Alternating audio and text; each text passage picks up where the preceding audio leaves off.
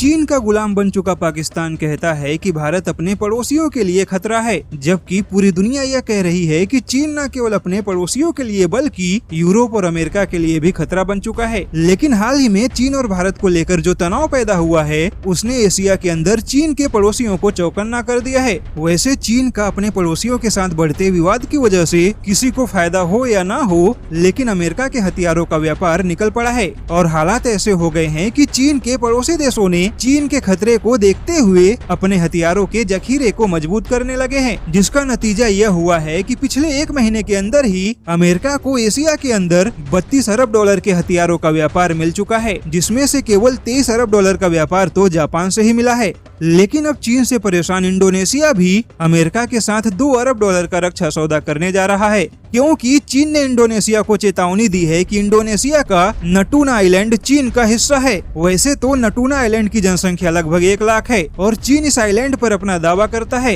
हालांकि जानकारों का मानना है कि नटूना आइलैंड ना तो चीन का है और ना ही पूरी तरह से इंडोनेशिया का है, लेकिन अगर चीन ने इस आइलैंड पर कब्जा कर लिया तो पूरे साउथ चाइना सी में चीन का एकाधिकार हो सकता है और यहाँ के प्राकृतिक गैस और मछली व्यापार पर भी चीन पूरी तरह से कब्जा कर सकता है। पिछले कुछ दिनों से चीन ने इंडोनेशिया की समुद्री सीमा के पास अपनी हलचल बढ़ा दी है, जिसे देखते हुए इंडोनेशिया ने भी अपने F-16 और सुखोई 30 लड़ाकू विमानों की तैनाती कर दी है। लेकिन चीन के मुकाबले इंडोनेशिया की ताकत काफी कम है और अब इंडोनेशिया भी चीन के खतरे को देखते हुए अपनी ताकत को बढ़ाने का फैसला किया है। और इन सब के बीच में किसी को फायदा हो या ना हो, चीन के साथ किसी का युद्ध हो या ना हो, लेकिन अमेरिका के हथियारों के व्यापार में दिन दूनी रात चौगुनी तरक्की होगी, यह तो तय है। वहीं एशिया के अंदर हथियारों का व्यापार रूस के हाथ में ना जाए, इसके लिए भी अमेरिका ने चीन के पड़ोसी देशों के ऊपर कूटनीतिक दबाव बनाने की शुरुआत कर दी है। यानी कि अमेरिका न केवल चीन की घेराबंदी कर रहा है बल्कि अपने हथियारों को बेच के मोटा मुनाफा भी कमा रहा है।